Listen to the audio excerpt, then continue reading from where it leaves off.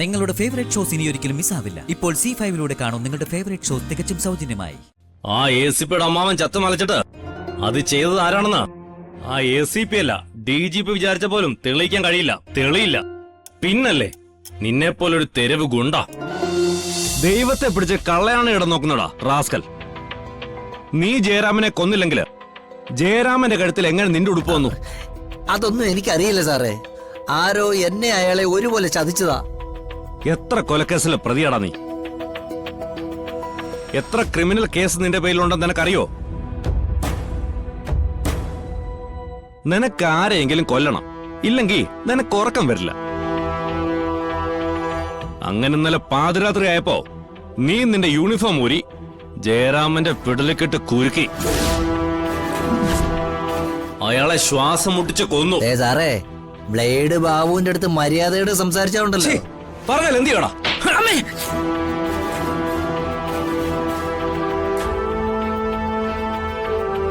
Sir ഇവിടെ ഇരിക്കുമ്പോ നീ വിരലി കൊണ്ട് സംസാരിക്കടാ. എന്നെ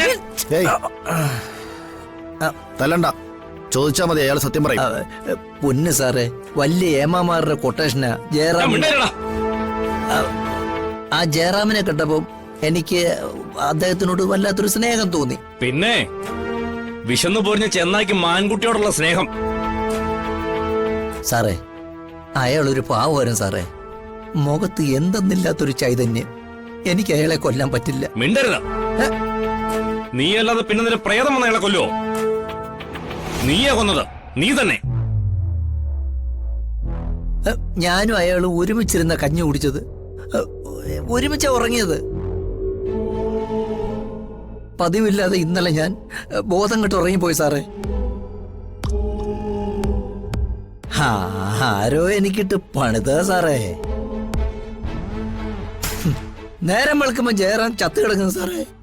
മതിയടാ നിന്റെ പ്രസംഗം. മര്യാദയ്ക്ക് കുറ്റം സമ്മതിക്കുന്ന നിനക്ക് നല്ലത്. ഇല്ലെങ്കിൽ ഇടിച്ചു പിഴിഞ്ഞ് നിന്നെ കൊണ്ട് സമ്മതിപ്പിക്കും. നീ ചോര കുറെ തുപ്പും. തെളിവുകൾ മുഴുവൻ നിനക്കെതിരാ. നീ തന്നെ ജയറാമനെ കൊന്നത്.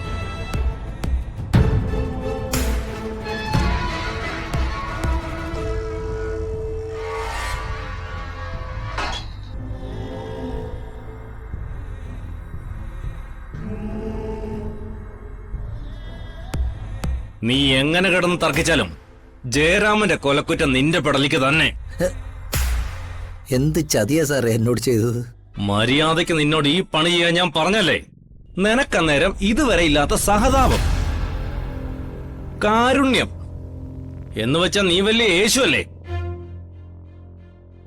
നീ കൊന്നാലും കൊന്നില്ലെങ്കിലും ആ ജയറാമനെ കാലം കൊണ്ടുപോകുന്ന നിന്നോട് ഞാൻ അന്നേ പറഞ്ഞല്ലേ. നീ ഇത് ചെയ്തിരുന്നെങ്കിൽ ഇതിന്റെ കാശ് നിന്റെ കയ്യിലിരുന്നേനെ. ഇപ്പൊ കാശുമില്ല, കൊലക്കയർ നിന്റെ കഴുത്തിലും. ഈ കുറ്റം ഞാൻ ചെയ്തതല്ല സാറേ, ഞാൻ ചെയ്തതല്ലെന്ന് നിയമത്തിന്റെ മുമ്പിൽ ഞാൻ തെളിയിക്കും. എവിടാടാ നിയമം? ഏത് നിയമം? ആ ACP അമ്മാവൻ ചത്ത് മലച്ചിട്ട് അത് ചെയ്തത് ആരാണെന്ന് ആ ACP അല്ല DGP വിചാരിച്ച പോലും തെളിയിക്കാൻ കഴിയില്ല. തെളിയില്ല. പിന്നല്ലേ നിന്നെപ്പോലൊരു തെരുവ് ഗുണ്ട.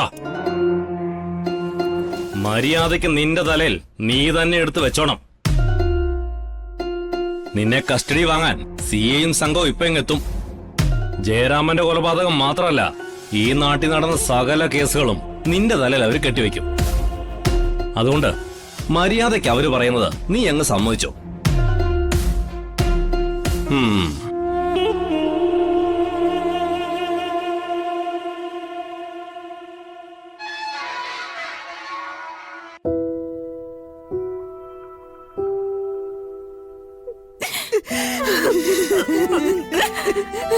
എന്റെ പൊന്നു മോനെ,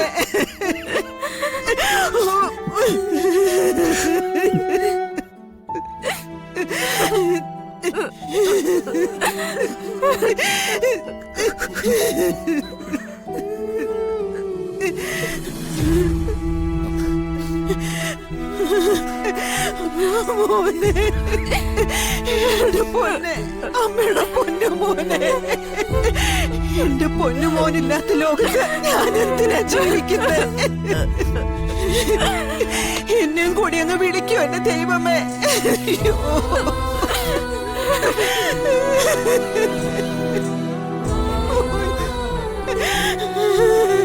പത്തൊമ്പത് കൊല്ലം ഞാൻ എന്റെ കുഞ്ഞിനെ പൊരുമയിലെത്തും മഴയത്തും നിർത്തി.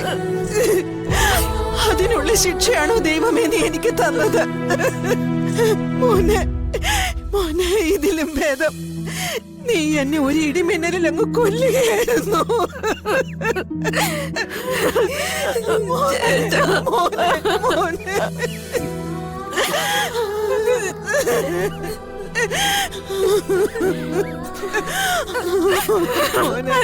മോനെ, ലോകത്തോരിടത്ത് അമ്മയും ചെയ്യാത്ത പാപം നീ എന്നെ കൊണ്ട് ചെയ്യിപ്പിച്ചു.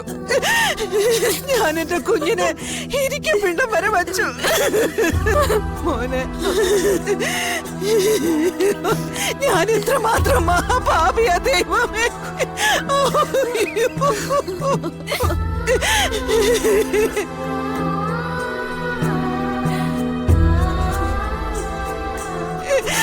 എന്റെ കുഞ്ഞിന്റെ ഈ കിടപ്പ് കണ്ടിട്ട് എനിക്ക് ചങ്കു പൊടിഞ്ഞു. മോനെ, ഇതെങ്ങനെ സഹിക്കും എന്റെ ഭഗവാനെ?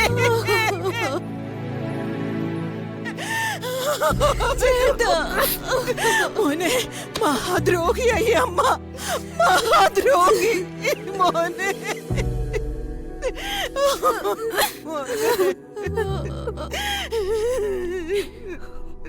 ജയിലിൽ കിടന്നാ മരിച്ചത്, തല്ലിക്കൊന്നാ കേട്ടത്. അങ്ങേര് മനുഷ്യപ്പറ്റുള്ള ഒരു മനുഷ്യനായിരുന്നു, ചതിച്ചതാ. മോനെ, മോനെ, എന്നെ ഇട്ടേച്ച് പോവല്ലേടാ പൊന്നു മോനെ.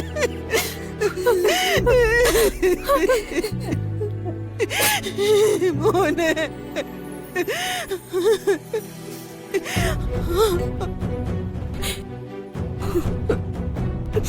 അമ്മേ, അച്ഛനെ ഇവരെ അറിയിക്കണ്ടേ? വേണ്ട, രാമേട്ടനെ ഞാൻ അറിയിച്ചിട്ടുണ്ട്. രാമേട്ടന് വരാൻ പറ്റാത്ത സാഹചര്യം.